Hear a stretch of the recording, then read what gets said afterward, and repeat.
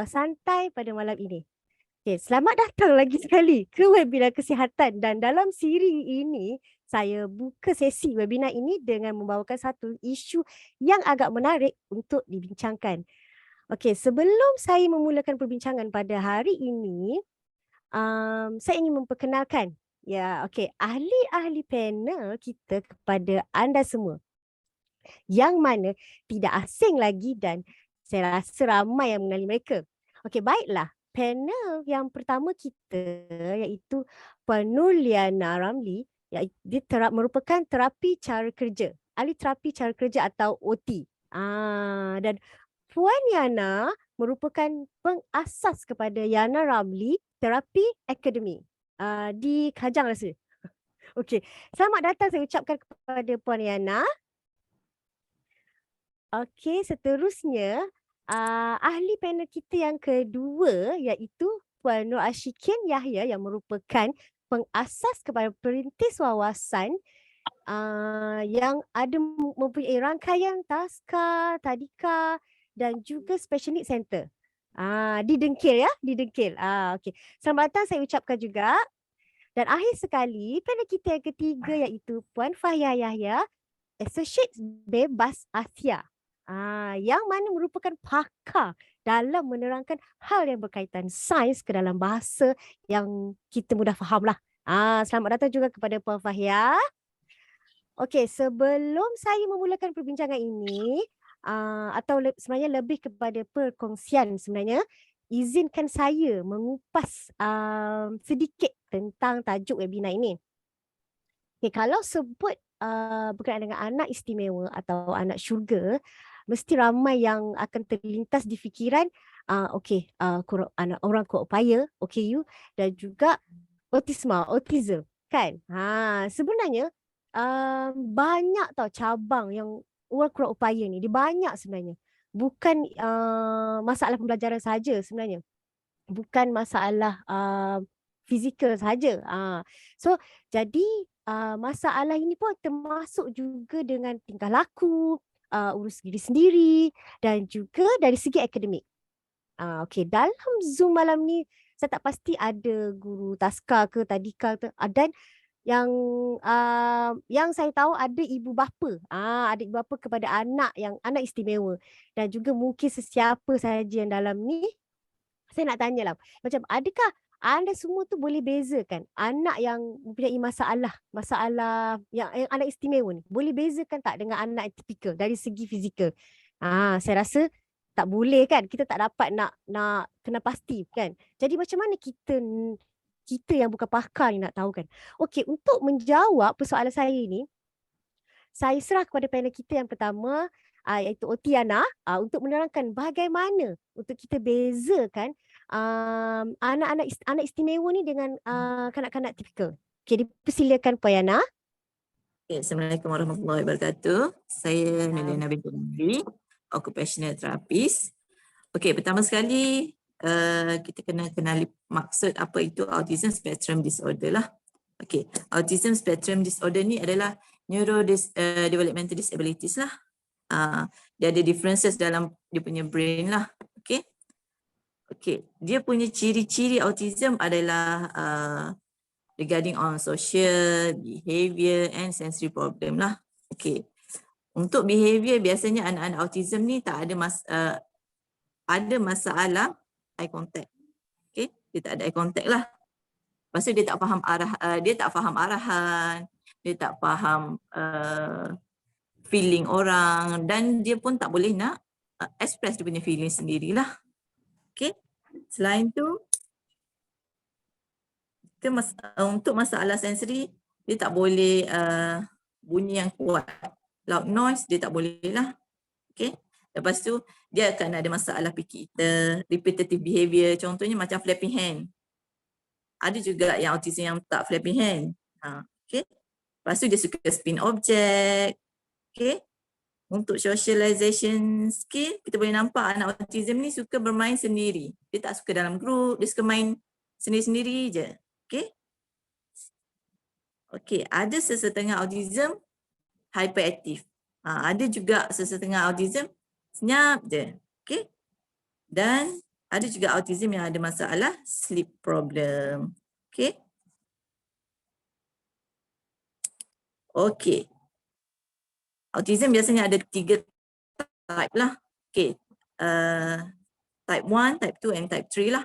Okay. Ataupun mild, moderate dan severe. Okay. Untuk type 1, mild biasanya dia ada masalah speech problem lah. Yang paling ringan lah. Paling ringan, speech problem, dia ada masalah sensory sedikit macam pikir eater ataupun tactile lah. Tactile problem. Okay. And then kalau level 2, biasanya moderate. Moderate ni dia associate dengan social problem. Okay. Dia associate dengan social problem, ada masalah sensory. Lepas tu dia punya play skill pun dia tak berapa okey. Contohnya bila bermain, dia tak main. Contohnya main masak-masak, kita bagi mainan masak-masak, dia tak boleh main mainan masak-masak tu sebagai fungsi masak-masak. Dia akan main macam baling-baling ke, dia akan main susun-susun ke, macam tu lah. Okay, so level 3 autism adalah severe lah. Severe ni ada untuk speech problem dia banyak problem lah, dan untuk meluahkan perasaan dia tak boleh sangat, and then perlu banyak bantuan dari segi pengurusan diri, contohnya toilet training skill, dressing skill dan makan dia lah, dan macam-macam lagi. Okay.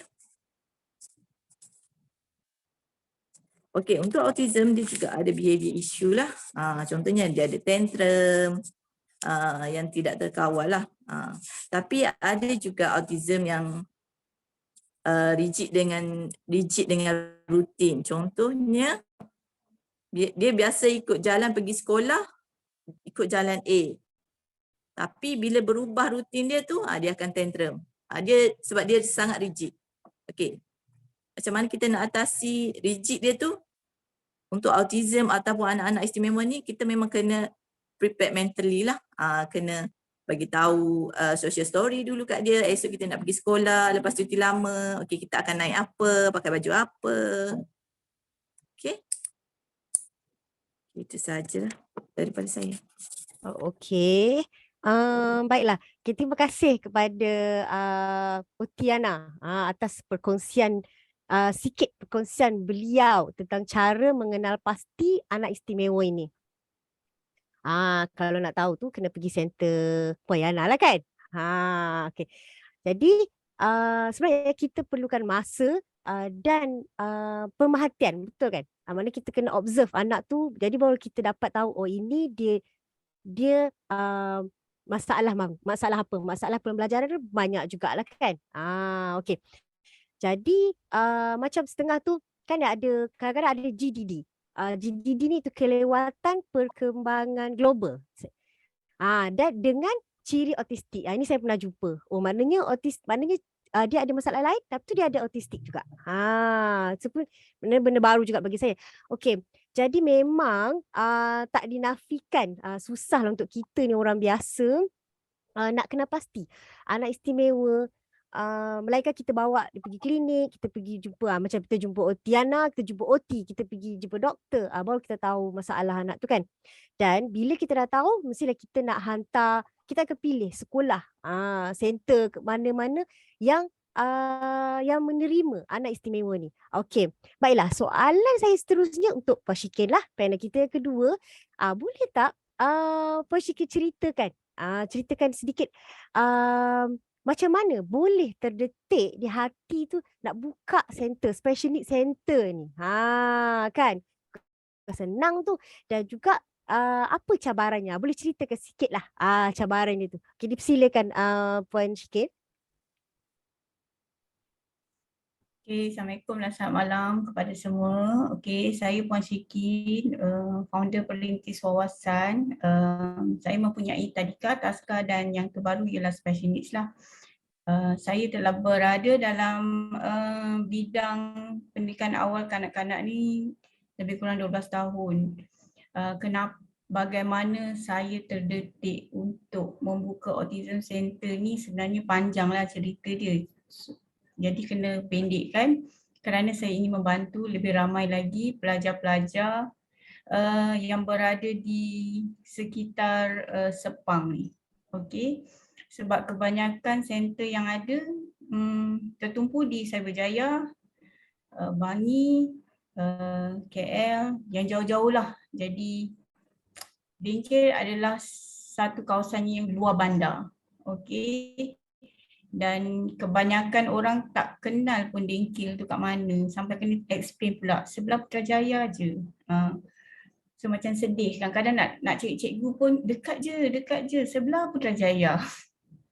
So macam Dengkil macam dekat Timbuktu ke apa tak tahulah kan. So tujuan cabaran yang sebenar membuka center tu bukanlah kanak-kanak autism tu sendiri. Cabaran yang sebenarnya ialah nak educate ibu bapa. Okey, untuk bagi ibu bapa tu faham yang autism ni tak boleh sembuh. Okey, yang autism ni kita boleh normalizekan dia sebanyak yang mungkin melalui early intervention program.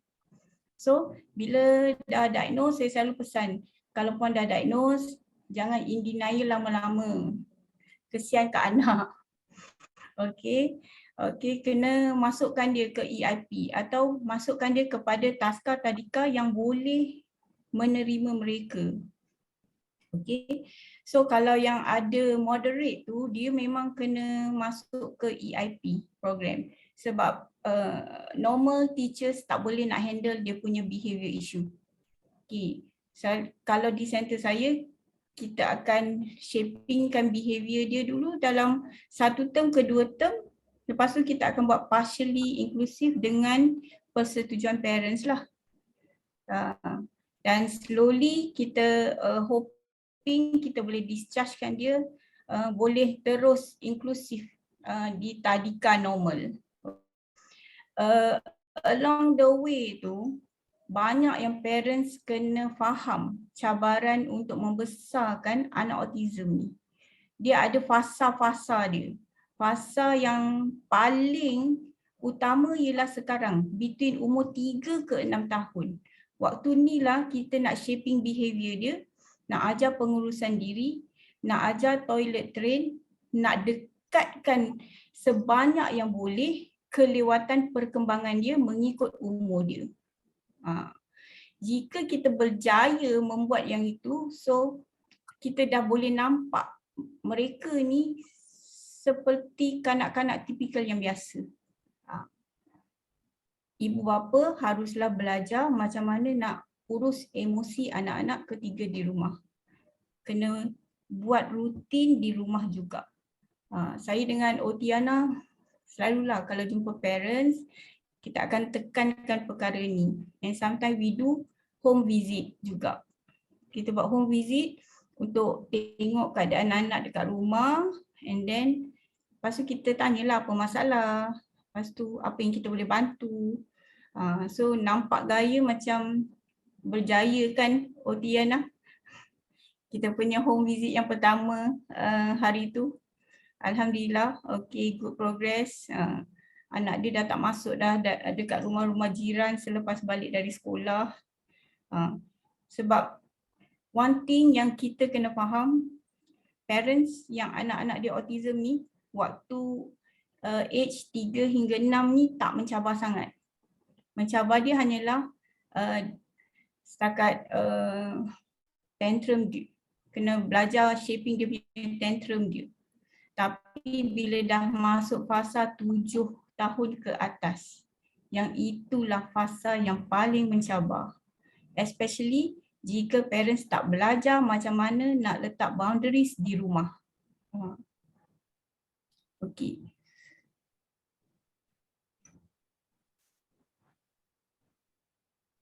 Itulah cabaran yang terbesar sekali sebenarnya. Okey. Kanak-kanak kita mudah settlekan. Ibu bapa yang kita tak boleh nak settlekan. Okey. Lagi cabaran selain daripada tu? Maknanya cabaran untuk nak mendidik anak-anak tu lah. Cabaran yang terbesar ibu bapa lah. Ya, betul. Okey. Baiklah. Ada lagi Puan Syikin selain daripada tu? Nak share ke? Oh, okey. Baru-baru ni saya telah diperkenalkan dengan satu teknologi yang mula-mula saya tak percayalah. Lepas tu bila saya cuba kepada diri saya, lepas tu kepada anak-anak saya, and then ada juga beberapa testimonial, saya macam terpanggil untuk share sebagai seorang kawan kepada beberapa ibu bapa di center saya. Okey. Mereka juga telah mencuba. Okey. Sebab hari-hari datang tanya saya anak dia macam mana. Malam-malam WhatsApp, teacher anak saya okey tak? Anak saya bila boleh bercakap macam student ni. Saya kata saya tak tahu bila dia boleh bercakap. Tapi kita berusaha lah, betul tak? Kita selalulah stimulate dia and then kita faham dia punya frustration. Sebab dia kata saya nak sangat dengar anak saya boleh cakap. Saya kata kadang-kadang saya cakap yang itu kita kena doa banyak-banyak. Lepas tu macam saya kata saya ada yang satu teknologi ni saya tak sure kalau puan nak cuba. Saya kata saya share as a friend. If you want to try, you can try.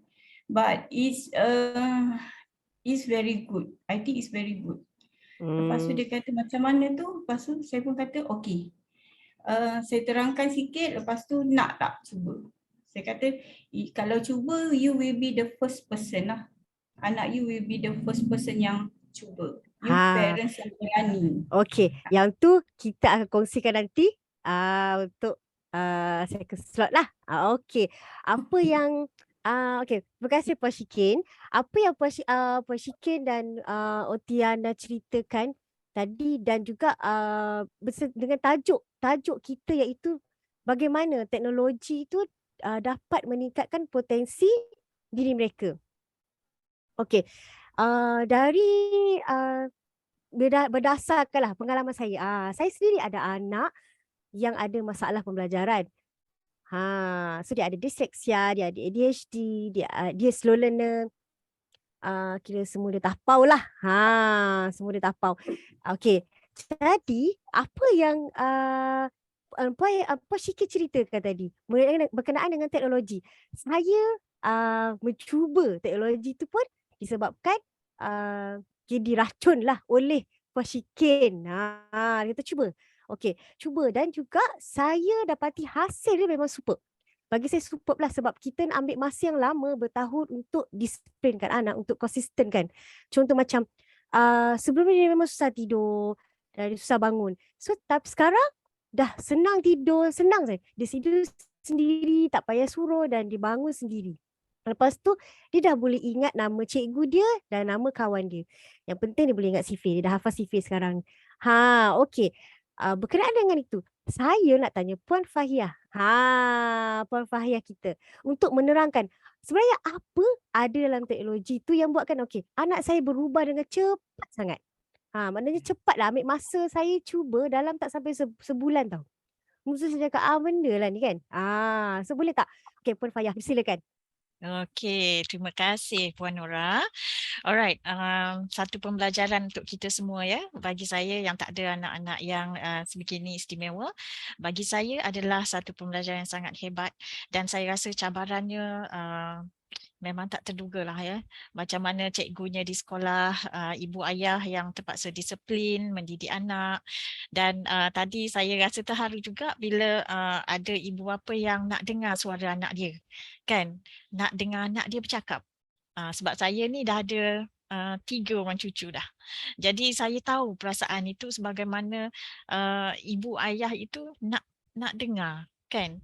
Jadi hari ini saya nak bagi tahulah sedikit ya. Satu perkara yang sangat penting iaitu sel kita. Kita dilahirkan dengan sel yang cukup banyak iaitu lebih 70 trilion sel. Ya, bergantung kepada berapa besar badan kita. So bagaimana untuk kita nak jaga sel semasa kita mengandungkan anak kita, semasa kita sendiri aging, ya, kita akan kita akan hilang fungsi-fungsi anggota badan kita disebabkan oleh sel yang kita tak pandai nak jaga. Tapi disebabkan oleh teknologi ini, dia teknologi yang sangat terkini, dan saya minta izin daripada semua untuk share slide saya supaya pemahaman itu lebih baik lagi.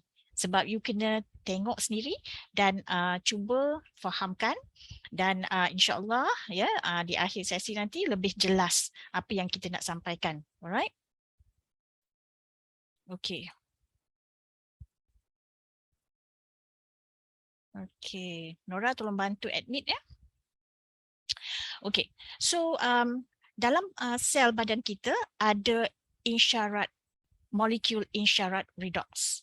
Ini adalah satu penemuan yang baru sampai di Malaysia, lebih kurang 1 tahun lebih, yang tak pernah orang dengar dulu, dan dulu dikatakan agak mustahil ya oleh saintis, di mana boleh ke insyarat redox ini stabil untuk digunakan oleh manusia, kerana kita dilahirkan dengan insyarat redox yang cukup ya semasa kita lahir ke dunia ini. Ini adalah satu pembelajaran baru untuk kita semua. Jadi bagi perhatian kepada saya dalam masa 10 minit saja. So ini adalah buku Redox Matters oleh Dr. Lee Osler. Kita semua kena tahu ni. Ini penemuan yang sangat hebat. Okay, so dalam sel kita ada mitokondria. So dalam mitokondria ini dia menghasilkan ATP, iaitu tenaga.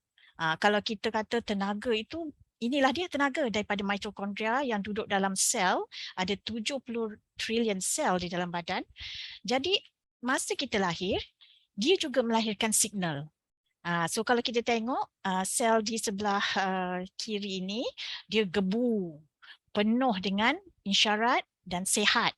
Okey, jadi bila signal kita penuh, kita boleh buat semua kerja. Badan kita sangat sihat, penuh bertenaga, boleh lari sana, lari sini, kan? Dan badan kita juga boleh produce vitamin sendiri. So daripada pembelajaran sains ini, kita dapati bahawa sel kita boleh produce glutathione sendiri. Glutathione ini adalah master of all vitamins. So as we age, ya, bila kita meningkat usia 20 tahun ke atas, kita dah mula makan di luar, kita dah mula merokok, dah mula minum minuman bergas ya di luar. Jadi banyak sel-sel kita rosak dan signal kita akan berkurang. Setiap setahun kita akan hilang 1% signal dalam sel kita. Ya. So apa jadi? Sel mula tidak berfungsi ya, tanpa isyarat. Dia dah tak boleh buat kerja dia yang asas, yang sepatutnya dia buat. Isyarat ini yang kita panggil redox signaling. Dan ianya menentukan tahap kesihatan badan kita.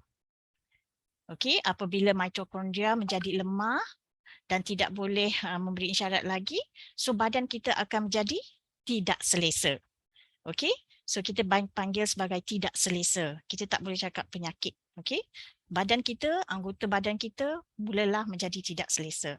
Dan kita tahu sel ini akan menjadikan tisu, tisu akan menjadikan organ, dan organ akan menjadikan tubuh badan kita.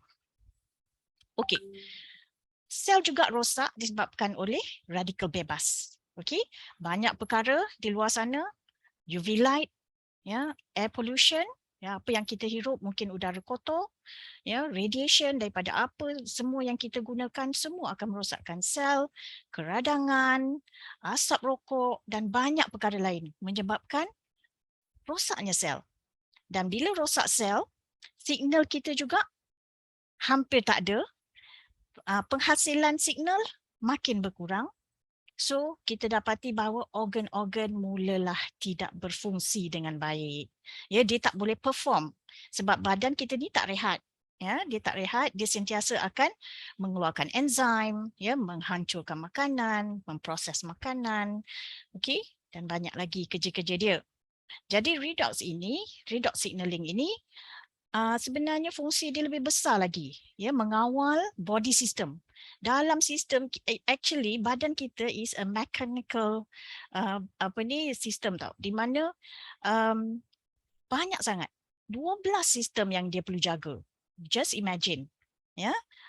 Tanpa ini semua mungkin sebahagian badan kita tak boleh bergerak dan tidak ada isyarat untuk kita nak angkat tangan tapi tak boleh, nak angkat kaki tak boleh gerak. So these are the things yang mengganggu kita sekiranya kurangnya redox dalam badan. Okey, ia akan menjadi punca kepada kerosakan sel, dan sel yang sihat biasanya sel yang sihat akan memberikan badan kita yang sihat, dan biasanya kesihatan kita adalah di tahap selular. Kalau selular sakit kita tak rasa sehingga anggota badan kita tu tak boleh bekerja, baru kita perasan bahawa sel kita banyak yang dah rosak. Okey, dengan itu saya persembahkan kepada anda satu penemuan baru, is a breakthrough technology, satu-satunya di dunia, ya, yang ditemui oleh saintis, ya, dan ianya berada di dalam bentuk cecair. Satu di kiri, ya, dalam botol biru ini ada lebih 22 jenis molecules yang diperlukan oleh badan. Dan sekiranya ia masuk ke dalam sel, dia akan mula melakukan banyak tugasan. Ya, dia akan improve your immune system, sistem keradangan you akan kurang, dan cardiovascular health you akan improve, digestion, ya, dan juga hormon. Alright, so di sebelah kanan adalah Renew 28, dia dalam bentuk gel, kuasanya adalah 4 kali ganda, lebih banyak lagi daripada dalam botol biru itu. So it has molecules yang masuk ke dalam badan, tugasnya, lepas ni kita tengok apa tugas dia. Dia triggers genetic expression untuk improve immune system kita, regulate balik inflammation, keradangan, okay. Cardiovascular kita akan improve, penghadaman yang saya cakap tadi, hormon. Ini banyak, kalau hormon tak balance, mulalah badan kita jadi tak tentu arah. Okay. Kita belajar tadi pasal radikal bebas. So dia protect against radikal bebas. 100% kills in 30 seconds of bacteria and viruses. Okay. Dan apa yang kurang pada anak autism ni tadi is the glutathione. So inilah rahsia dia. Apabila kita minum redox ni, dia akan increase glutathione up to 800%. You just imagine, oh my God, saya pun terperanjat apa yang berlaku kepada anak-anak di center Puan Shikin tadi. Ya Allah, subhanallah. Sebentar lagi kita tengok video kalau ada, ya. Okay. So it is a cellular communication. So dia menjadi transmitter, ya, untuk menghubungkan di antara satu sel dengan yang lain.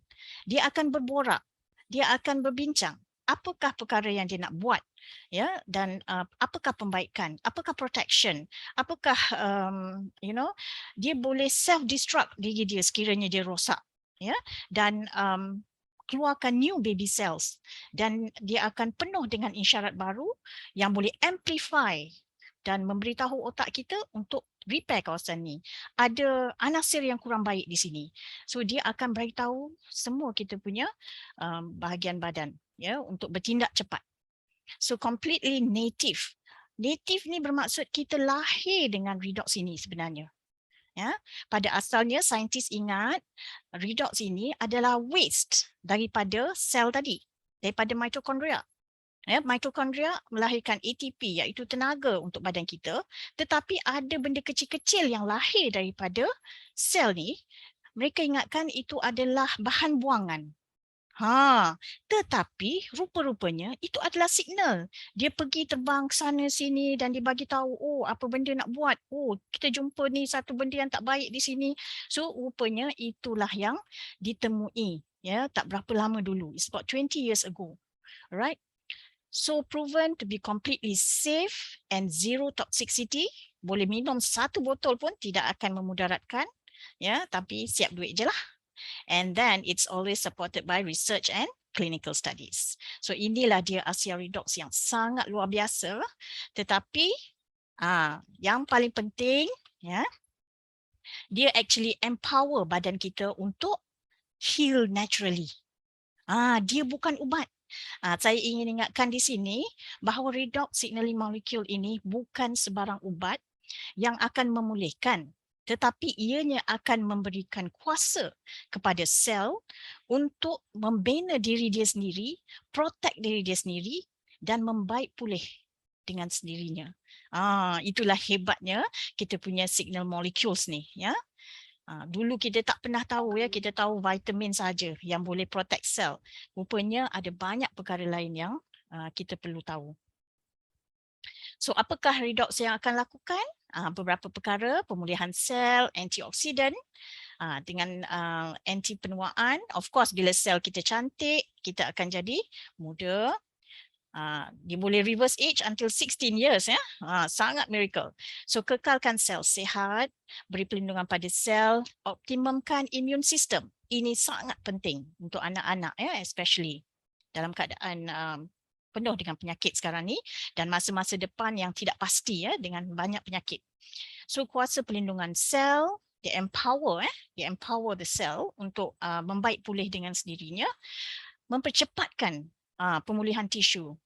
Jadi bila kita meningkat usia, pemulihan tisu sangat lambat ya, dan ini akan mempercepatkan dan cepat meremajakan anggota badan kita. So dia meningkatkan tenaga. Okay, 29% ya, endurance.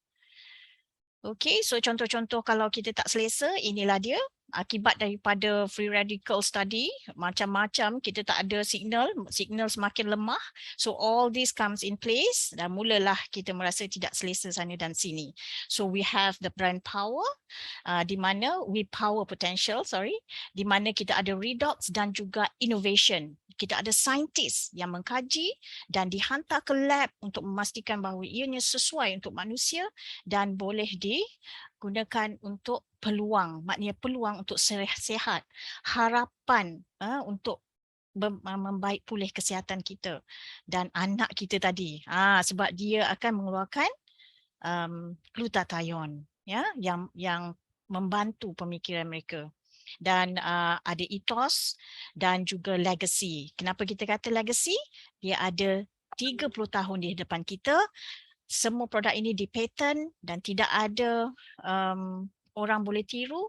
InsyaAllah selama 15 ke 30 tahun akan datang. So this is the future of health, future of kesihatan kita, masa depan kita. Dan puan-puan semua perlu tahu tentang perkara ini.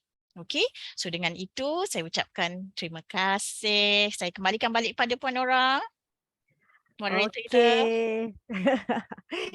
Puan Nora tak dengar pasal sel. Belajar balik sains. Benda baru kan, macam mitochondria, nak sebut susah tu. Glutathione. Dua benda ni saya dah banyak kali dengar tapi tak faham lagi nak cerita. Yalah. Kan. Okey. Kita dah tahu dah. Apa teknologi kan? Maknanya kita menggunakan teknologi yang terkini. Teknologi tu yang kita masuk ke dalam badan kita sebenarnya. Bukan teknologi macam gadget ke kan?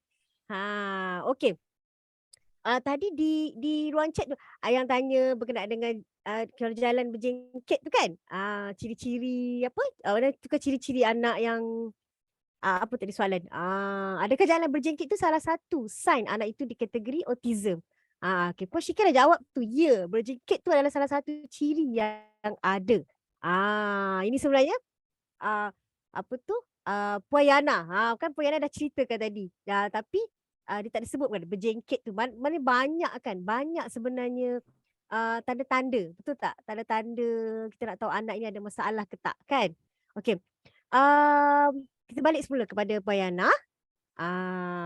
Baiklah, Puan Yana banyak berdepan dengan kanak-kanak yang ada masalah daripada kecil sampai besar kan. Jadi daripada situ Puan Yana, saya nak tahu dari segi intervensi lah. daripada bagi contoh.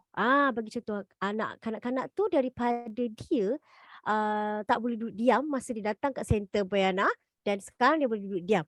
Nak tahu berapa lama, ambil masa berapa lama untuk dia kira daripada dia tak behave jadi behave lah. Macam tu. Ataupun mungkin Puan Yana boleh bagi contoh yang lain daripada dia tak bercakap ke bercakap. Okey, silakan Puan Yana. Okey, terima kasih. Okey, untuk sesi intervensi untuk anak-anak special, untuk anak-anak istimewa ni, depends kepada berapa banyak ataupun berapa kali kekerapan anak tersebut menghadiri sesi intervensi lah. Contohnya ada yang join EIP. Okay, EIP ni setiap hari lah. Okay, bila dia setiap hari, dia akan progress dia akan makin cepat lah. Biasanya 3 hingga 6 bulan lah. Okay, biasanya 3 hingga 6 bulan. Kalau contohnya macam dia sebulan 1 kali, itu progress dia lambat sedikit lah. Okay, and then kalau dia appointment dengan OT seminggu sekali, dia akan progress tu ada, tapi parents kena selalu belajar dan buat juga di rumah lah. Okay, tak semestinya yang EIP tu tak perlu buat di rumah, perlu. Sentuhan ibu bapa tu perlu untuk anak-anak lah sebenarnya. Okay, and then sekurang-kurangnya anak-anak at least dapat pengurusan diri sendiri dululah. Contohnya dari segi toilet training, fokuskan kepada itu dululah. Biasa anak-anak yang cepat ni adalah dari segi pengurusan dirilah. Bila kita dah selalu mandikan dia dekat EIP, dia dah boleh pakai baju, pakai seluar sendiri, dah boleh toilet training. Toilet training pun biasa akan cepatlah. Okay. Okay, ada yang tanya pasal center. Okey, itu sahajalah kot daripada saya. Sila Puan boleh suggest any center untuk EIP di Johor Bahru. Mungkin Puan Yana boleh bagi suggestion rakan-rakan OT. Yang Mai Zara tu dia boleh katakan ni je. Center special needs ke? Ada banyak sebenarnya center special needs di Johor Bahru. Boleh Google, tapi untuk tahu yang mana center yang okey apa semua tu saya tak boleh suggest lah sebab saya bukan dalam rangkuman dekat sana lah. Okay. So Puan boleh Google dulu, lepas tu list down, lepas tu pergi visit. Yang pastinya kena ada OT yang ni lah, yang bertauliah lah. Jangan fake OT lah. Okay, pastikan yang tu lah. Jangan fake lah. Okey. Mungkin Puan Zafira boleh masuk. Saya ada share link dekat atas tadi adalah Facebook yang saya live ke Facebook. Zoom kita saya live ke Facebook. Boleh share di situ, mungkin boleh komen di situ dan kalau ada yang menjawab tu adalah insya-Allah. Okey. Daripada apa yang kita bincangkanlah tadi, maknanya kanak-kanak, anak-anak istimewa ni sebenarnya tak ada ubat kan, tak ada rawatan yang spesifik. Okey, tapi apa yang Puan Syikin beritahu tadi dan saya sendiri yang share kan, ada daripada sebelum dan selepas. Jadi saya nak kita tanyalah testimoni yang lebih hebat lah daripada Puan Syikin sebab dia ada center, Puan Syikin bila ada center sendiri dan beliau memang monitor anak tu daripada mula masuk sampai adalah hasilnya. Okey, silakan Puan Syikin. Mungkin boleh share video ke? You share the video and cerita. Okey. Puan Faya nak share? Okey. Alright. Okey, yang ini adalah pelajar di center saya. Okey, saya telah mendapat kebenaran lah daripada ibu dia yang share lah benda ni sebab kita manalah dia bawa pergi tempat macam ni kan. Okey, kalau sebelum dia menggunakan teknologi ni, dia hanya akan sekadar berdiri sajalah di tepi pool tu. Sehinggalah ibu atau ayah dia bawa dia masuk ke sana. Tapi sekarang tidak lagi. Okay, sekarang dia dah boleh bermain bersama kakak dia sama adik dia. And then baru je semalam dia text saya, dia kata yang terbaru yang dia paling happy sangat dah mula boleh bercakap in a few sentence. Okay, lepas tu dah tak sangat picky eater, dia dah boleh cuba bermacam makanan. Dia dah mula faham arahan cepatlah. Kalau dulu bagi arahan close the door, dia akan pandang mata gedi-gedi CPU tengah loading kan. So sekarang tidak lagi lah. Mak dia kata CPU dia dah proses laju dah sekarang ni. Lepas tu jadi saya pun sangat gembira lah dengan perkembangan pelajar tersebut. And gembira juga dapat membantu parents tersebut sebab dia juga menghadapi masalah tidur. So sekarang dia kata senang sangat tidur. Cepat dia tidur. So parents tu adalah masa untuk me time malam-malam. Kalau tidak, tahulah kan anak autism ni yang tak tidur pukul 11, pukul 12, pukul 1 tak tidur lagi. Kita besok nak kerja. Jadi so sekarang benda tu macam dia kata tidur awal. So dia pun senang untuk merehatkan diri dia lah bila malam anak dah cepat tidur. So dia pun adalah masa untuk dia ber-WhatsApp dengan saya. Tengah-tengah malam WhatsApp saya, teacher. Dia kata macam ni, macam mana nak buat macam ni. Yelah, kita pun faham, siang pun saya pun tak boleh nak balas-balas WhatsApp. Malam-malam waktu saya free tengah sambil tengok TV, saya boleh layan juga. Okay, itu and then ada lagi satu tu yang dekat kenduri tu, Dora. Boleh tak? Okey. Saya cari gambar. Okay. Yang dekat kenduri tu, okey. Yang itu dia baru saja minum. Okay, saya baru je bagi dia minum about 5 days lah. Lepas tu dah cuti sekolah. Lepas tu saya tanya je lah mak dia. Dia kata macam mana ya puan? Dia kata tak nampak perubahan yang ketara sangat. Tapi dia kata hari ini dalam sejarah pergi orang kahwin, semua orang boleh duduk dan makan dengan tenang. Maksudnya dan siap boleh tunggu pengantin sekali. Maknanya dia behave lah dekat situ. Dia dah boleh menunggu dan bersabar. So like macam adik-beradik ni semua sukalah. One thing that you need to understand, bila you ada anak autism, adik-beradik yang lain tu juga akan efek dia orang punya emosi. Sebenarnya. Tu yang baju hijau tu. Okay, parents dia ni sangat bagus. Sangat bagus, yes. Sangat bagus, sangat committed. Anak dia dah 8 tahun, masuk dekat center saya waktu umur 7 tahun. So sekarang kita fully inklusif dia dekat tadika sebab kita nak force environment kepada dia supaya dia tengok modeling budak-budak tipikal ni behave macam mana. Okay, dengan harapan tahun depan dia boleh terus ke PPKI dia lah. Okay, sebab dia dah boleh pegang pensel, dia dah boleh menyalin, semua dah boleh dah. So konsultan cakap, nak buat apa lagi simpan dekat EIP, pergi inklusifkan sekarang. So saya pun discuss lah dengan parents dia, okay jom kita inklusifkan and then kita akan monitor behavior dia dekat dari sana lah. And saya juga dah appoint Otiana juga untuk attach dekat Tadika juga untuk monitor. So saya ni kalau buat sesuatu, saya prefer ada orang yang berpengalaman yang boleh membimbing cikgu saya. Memang kita akan bayar lebih, but it's okay. Sebab pada saya dalam bidang ni, saya bukanlah buat kerana duit semata. Dia lebih kepada like macam, sebab saya minat. Kalau orang tanya saya kenapa saya buka Tadika, saya kata entah, saya suka je ajar budak baca. Itulah itu cakap terdetik dekat hati nak buka. Terus buka je. Betul. Okey. So kita tengok kat sini ada di chat dia.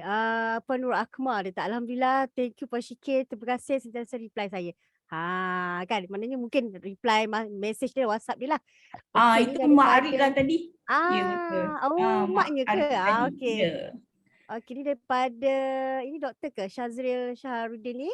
Anak saya 2 tahun 3 bulan belum pandai bercakap, just pandai sebut baba, mama. Tapi faham arahan, adakah dikira autism? Ini macam mana Puan Yana? Macam tu dikira Okey. autism ke? Tahun tu kena 2 ada tahun. 2 words. Okey, Ha. terus jawab. Terus jawab Okey, tu. sebenarnya ciri-ciri yang disebutkan tu banyak lagi yang kita kena pasti, kena tengok budak tu depan-depan.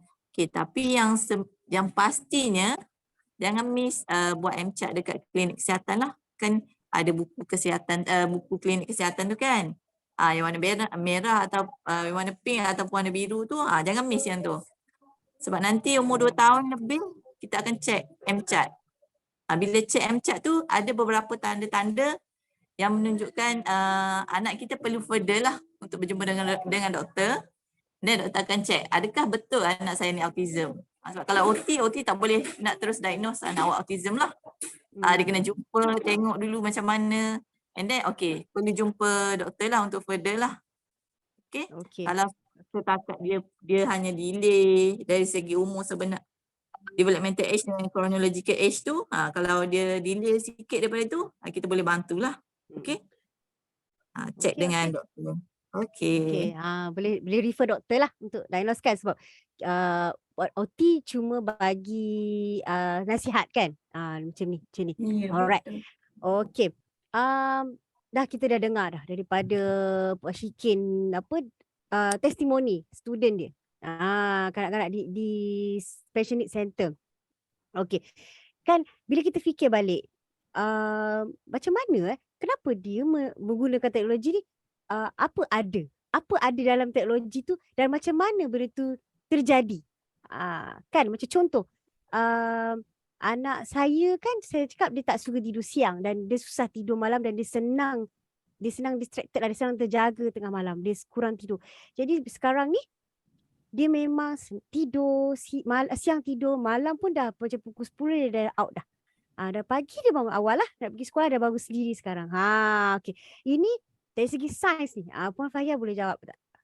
Silakan. Okey, terima kasih Puan Nora. Alright, so macam kita tahu kan kalau sel kita tu dah sihat, dia akan lakukan apa yang sepatutnya. Jadi malam kalau tidur, memanglah automatik dia nak tidur dah. Sebab masa itulah pemulihan kan. Yang kita tahu bila malam kita kena tidur dalam keadaan gelap dan begitulah kita punya sel tu akan menjadi sihat. Dia akan repair. Dia akan tu dalam masa beberapa jam tu. So kalau tak tidur, bayangkanlah anak tu dah umur berapa kan? Hari-hari tak tidur, kita punya sel semakin rosak. Dan very picky. Saya dengar tadi ada anak-anak yang sangat picky dengan makanan. So agak sukar. Benda yang berbau dia tak nak. Kan? Benda yang lembik tak nak ke apa, whatever. Jadi benda tu sebenarnya perlu makan. Untuk zat kita makan biasanya kita rasa untuk kenyang tapi sebenarnya untuk zat. So kita perlu perhatikan apa yang kita bagi anak kita makan. Itu sebabnya kita tengok tadi kenapa kita punya sel mitokondria kita sudah tidak boleh berfungsi dengan baik sebab bila kita mula umur 20-an tu kita dah tak jaga makan kita. Dulu mak kita jaga bila duduk rumah kan. So daripada situlah mulanya rosak dan banyak radikal bebas yang masuk dan kita tidak pernah restore balik kita punya signal molecules ini. So dengan adanya teknologi ini boleh digunakan oleh semua orang. Daripada anak kecil sampai umur kita dah dewasa, dah tua kan. Kalau boleh kita nak sihat. Mungkin kita berusia tetapi kita tak mau sakit. Sekarang dah boleh. Itulah dia rahsianya di sebalik redox signaling molecule ini. Jadi pada awalnya memang kita rasa macam boleh ke? Kan boleh ke anak-anak ni minum? Kita pun tak pasti. Tapi kita dah tadi Puan Shikin pun dah cerita ada yang nak cuba. So daripada ibu-ibu yang mencuba itu barulah kita tahu bahawa wow, glutathione ini dapat membantu otaknya untuk kembalikan signal tu. Signal yang rupanya is the missing link untuk anak-anak autism. So jangan lepas peluang. Ya, go back to the person yang invite you kat sini untuk tahu lebih banyak lagi. Apakah itu? Dia ada banyak write up, banyak scientist punya findings about signal molecules. Jadi yang dapat patentkan ini adalah daripada Asia Global, yang berpusat di Utah, Amerika. Jadi bagi kita yang dewasa pun, kita orang tak lepas peluang lah kalau boleh memang nak kekal sihat kan, dalam keadaan sekarang ni pandemik lah, Betul? kejap pakai mask, kejap tak pakai mask. So mask juga ya mengurangkan oksigen pada kita punya otak. Jadi itu juga akan melibatkan banyak perkara lah sebenarnya kalau nak cakap pasal kesihatan ni kan. Jadi saya itu sajalah sedikit sharing. Thank you. Okay. So kita dah dapat lah sikit, tak payah banyak-banyak, sikit tu dah nampak lah. Oh, benda ni kan, patutlah dia tidur sebab maknanya dalam sebelum ni tak cukup oksigen lah. Betul tak? Mana badan dia sendiri merawat. Dan glutathione Okay. tu. Ya, see? Benda tu baru, mitochondria dengan glutathione. Okay. Okay, kita ada soalan tadi. Maaf Puan, setakat mana EIP ini perlu dilakukan? Adakah selepas melalui EIP dan jika terapi itu tidak diteruskan, behavior anak itu boleh kembali kepada asal? Ini yang saya, sebab saya pun saya memang anak saya jumpa doktor di PPUM. Ini yang doktor tekankan, disiplin dan konsisten. Saya rasa sama ada Puan Yana ataupun Syikin yang akan jawab ni. Tak apa, Puan Yana boleh jawab dulu. Nanti saya tambah. Okay. Alright. Okay, untuk EIP tu sepatutnya kena kekal berterusan lah. Tak semestinya dia setiap hari kena pergi kelas apa semua. Cuma kita boleh kurangkan dia punya daripada setiap hari tu mungkin kita boleh kurang kepada seminggu sekali. Tapi parents kena belajar. Parents kena belajar dengan OT macam mana nak buat benda tu, nak apply dekat rumah juga. Sebab tu kita ada home visit lah untuk tengok dan bagi suggestion dekat rumah situasi anak macam mana. Sebab bila kalau anak umur 7 tahun dan ke atas kita dah masuk fasa untuk vocational and then ajar dia mengenai akademik and then akhir balik apa semua tu. Okay. Tapi 7 tahun dan ke atas pembentukan behavior tu dah start, dah mulalah. Contohnya kalau dia perempuan, dia dah mula suka pada lelaki. Lepas tu dia punya badan pun dia dah menunjukkan simptom-simptom akhir balik, apa urusan emosi. Itulah juga yang akan menyumbang kepada behavior dia lah. Bila terlalu banyak stimulus, terlalu banyak environment factor yang dia dapat tu, dia tak boleh nak organize. So kita lah yang membantu dia untuk organize semua benda tu lah. Okay. Puan Syikin ada nak tambah? Puan Syikin. Mungkin boleh itulah tambah yang lah EIP. Itu yang saya nak cakap tu, dia punya fasa tu, fasa EIP tu, the golden years is between 3 to 6. Tadi saya baru discuss je dengan OT Yana, saya cakap OT, you buka lah kelas untuk 7 hingga 9 vocational training. Dia kata alamak. Saya kata kalau nak tunggu saya macam nak tunggu lagi 5 tahun baru saya akan buka yang tu. Sama macam mula-mula saya buka tadika, after 5 years saya buka taska, and then so dia tak boleh terus buka. So we need to master one by one. Okay. So like macam parents kena faham satu. Okay, 3 to 6 adalah masa yang sangat baik untuk kita shaping dia punya behavior. Ajar pengurusan diri, ajar what is yes, what is no.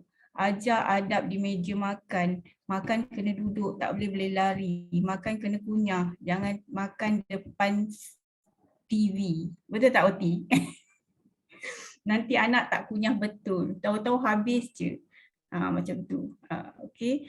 Lepas tu selepas 7 tahun, bila masuk 7 tahun, tak payah nak cerita anak autism. Saya tengok pelajar-pelajar tadika saya sendiri yang 6 tahun bila masuk darjah 1, wah dia punya perangai up. Memang up gila. Okay, kat situ je kita dah nampak changes hormon dia and then changes behavior dia. Kalau dulu waktu dekat tadika saya tu, cakap sopan je. Bila masuk melangkah je darjah 1, bila datang transit dengan saya, aku, engkau, sangat saya tak berkenan lah sebenarnya. So sama juga fasa anak-anak autism, bila dia melangkah masuk ke 7 tahun, dia akan ada changes punya perubahan environment tu. Jadi EIP dah habis. Dia dah kena masuk PPKI. Diorang nak ke mana? Itu persoalan dia. Ke mana parents nak letak mereka selepas PPKI? Adakah ada lagi kita dah tak boleh panggil EIP dah. Center. Yes, ada tak Apa nama? Ya ini yang yes. apa saya bagi tahu semalam kan, dengan NASTOM dengan beberapa center, special need center, yang teenagers ni 12 tahun ke atas ni ke mana dia orang? Okey, itu nanti. So kita ada 2 minit lagi sebab kita bermula tadi 9 1 minit. Okey, last. Ini soalan daripada Cik Shazril tadi. Mungkin Puan Faya boleh jawab lah. Ni. Maaf Puan, saya memang pernah baca benefit glutathione ni, tapi ada side effect. Tapi kalau ambil terlebih glutathione sebab Puan ada mention yang produk ni increase sampai 800 kali. Okay. So sebab masa tak panjang, bila kita ambil redox signaling molecules ni, dia pandai buat secukupnya. Dia tadi dia kata is up to 800. Tak semestinya begitu. Dia akan ikut keperluan badan. Dia tak macam kita ambil vitamin tu berapa sukatan 2 biji 3 kali ke apa, bukan. Jadi bila kita ambil redox ni, dia dah tahu dah sekiranya cukup zatnya, dah tak ada dah production sebab sel itu sendiri yang produce. Itu dia. Jadi sebenarnya redox ini adalah the signal, the transmitter, the pengangkut. Ya, apa sahaja zat yang kita makan, tomato, dia boleh kitai, hantar kat mana-mana, carrot. Jadi selama ni, that is the missing link yang kita selama ni cari. Sebab kita tak tahu berapa banyak zat yang masuk dan absorb dalam tubuh badan kita.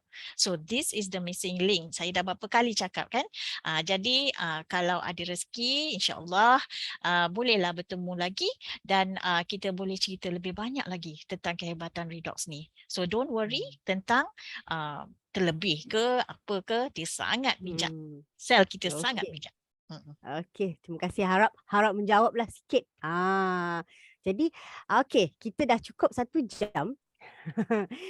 Sampai kat sini sajalah kita hari ini. So saya harap yang mana join, sepatut kita ada 96, 100 orang termasuk kita. Tak tahu di mana lagi 60 orang tu. Lupa ke? Okey, tak apa. Jadi saya sudahilah dengan wabillahi taufik wa hidayah. Wassalamualaikum warahmatullahi taala wabarakatuh. Sekian, terima kasih. Terima kasih. Terima kasih semua. Boleh berhubung balik ya, insya-Allah. Okey, saya dah live lagi ke di Facebook? Masih live boleh lagi? off. Okey. So boleh on camera ke?